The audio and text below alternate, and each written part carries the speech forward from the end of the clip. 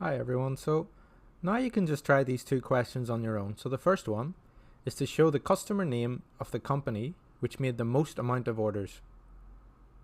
And the second question is to display each customer's first and last order date. So for both of these questions you will need to join the table. I will pause the video now and then I can go over the answers after. Okay, so hopefully you got on okay with those.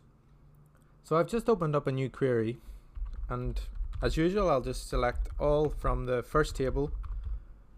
So since we want the amount of orders, I'll just show everything from the orders table. And what we need to do is we need to join the customers table so that we can bring in the customer name. So I'll just name this T1 and we'll just join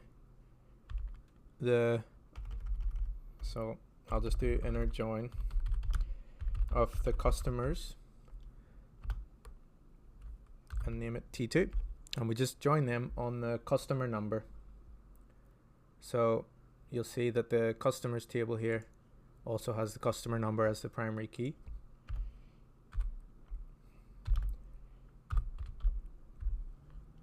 So we'll just bring in everything from both tables first.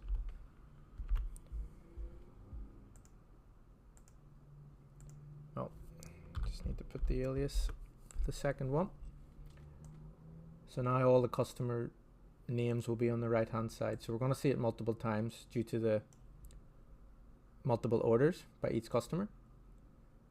So from here we just need to select the customer name and we want to count the order number. And that will be the amount of orders. So if we run this, we need to group by the customer name, and then it will show how many orders each customer had. So to get the highest amount, we want to order this then by the count of order number.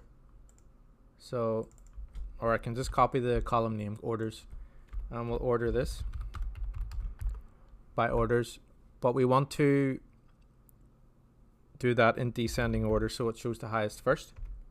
And then you can see there that Euro plus shopping channel had the most orders.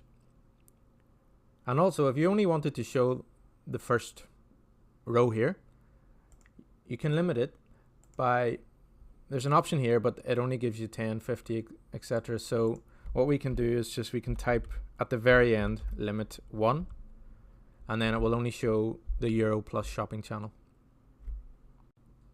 So well done if you got that. I'll just do a semicolon, and then for the next one we want to show each customer's first and last order date. So again we'll show the columns from the orders and customers table so that we can bring in the order dates and the customer name. So I'll just select all columns, and I've just pasted in our from statement from the query above. And what we want to show is again the customer name, and then we want to show, so for the first order date we just need to use the min aggregate function, and that will be min order date, and we can name that column first order date. And for the most recent order we just use max, and also order date, and we'll name that latest order date. And then finally we can just group it by the customer name. So if we run that, then we're going to have each customer's first and last order. So well done if you got those. So in the next section we'll start looking at subqueries and common table expressions. So I'll see you there.